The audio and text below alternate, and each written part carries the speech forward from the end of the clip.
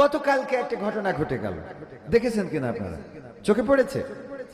মাহফিল আমার আলোচনা শেষ, মোস্তফা মাহবুবুল আলম আলোচনা করবেন। চেয়ারম্যান এসেছে, রানিং চেয়ারম্যান। আমার ভাইজান বললেন সাবেক চেয়ারম্যান। উনি সাবেক নন, উনি রানিং চেয়ারম্যান বাংলাদেশ জাতীয়তাবাদী দল। উনি আলোচনার মাঝখানে বললেন, হুজুর আপনি ওয়াজ শেষ করেন, আপনার কাছে আমার প্রশ্ন আছে, উত্তর দিয়ে তারপরে যাবেন। আমি বললাম মাহফিলে তো বড় বক্তা আছে, উনি আমার থেকে আরো ভালো জানেন, তো উনার কাছে প্রশ্ন করবেন, উনি উত্তর দিতে পারবেন। আর আমার যদি কঠিন প্রশ্ন করেন তাহলে আমার তো এলেম কম, জানাশোনা কম, তো সুতরাং আমি যদি উত্তর দিতে না পারি তাইলে যতটুকু সম্মান আছে সেইটুকুই নষ্ট হইবে। কথা কি খারাপ বলেছি? তো উনি লাস্টে বললেন যে আমি শেষ করে দিলাম।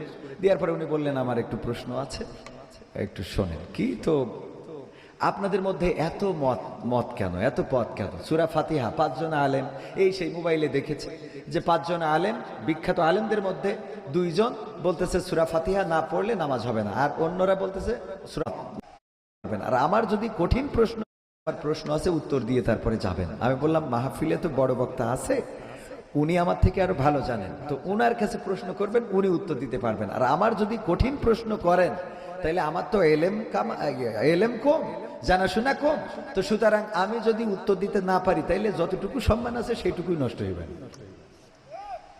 কথা কি খারাপ বলেছি? তো উনি লাস্টে বললেন যে আমি শেষ করে দিলাম। দেওয়ার পরে উনি বললেন আমার একটু প্রশ্ন আছে, একটু শোনেন। কি? তো আপনাদের মধ্যে এত মত কেন, এত পথ কেন? সূরা ফাতিহা 5 জন আলেম, এই সেই মোবাইলে দেখেছে যে 5 জন আলেম, বিখ্যাত আলেমদের মধ্যে 2 জন বলতেছে সূরা ফাতিহা না পড়লে নামাজ হবে না, আর অন্যরা বলতেছে সূরা ফাতিহা ইমামের পিছনে পড়ার দরকার নাই। এত মত পার্থক্য কেন? আপনাদের এত 13 দল কেন, 14 দল কেন? তো আমি কথা বলতে যাচ্ছি, উত্তর দিতে যাচ্ছি, বুঝাইতে যাচ্ছি, উনি উনার কথার মধ্যে কথা বলেই যাচ্ছেন। তো আমি এক পর্যায়ে আমার যে আঞ্চলিকতা, মানে আমি বললাম আপনি যদি বগর বগর করেন তা আমি কিভাবে বলবো, আমার বলার তো সুযোগ দিবেন। এখন এই বগর বগর শব্দটা ওনার খুব সেন্সে লেগেছে, মাইন্ডে লেগেছে। বিএনপির নেতা, পাশাপাশি রানিং চেয়ারম্যান, তো এই কথাটা নিয়ে উনি উল্টো পাল্টা ব্যবহার করেছেন, যেগুলো আপনারা দেখে থাকতে পারেন। তো আজকে এটা নিয়ে কালকে থেকে তো talk of the town, Bangladesh, Satkhira, Jessore, Khulna, বিদেশ হইতে হইতে আজকে মানববন্ধন, তারপরে যে স্মারকলিপি নিয়ে গেছে ডিসি মহোদয়ের কাছে, সাতক্ষীরা জেলা ডিসির কাছে স্মারকলিপি পেশ করেছে এবং এটার ব্যবস্থা নিতে বলেছে। উনার পক্ষ থেকে আমার সাথে যোগাযোগ করা হয়েছে।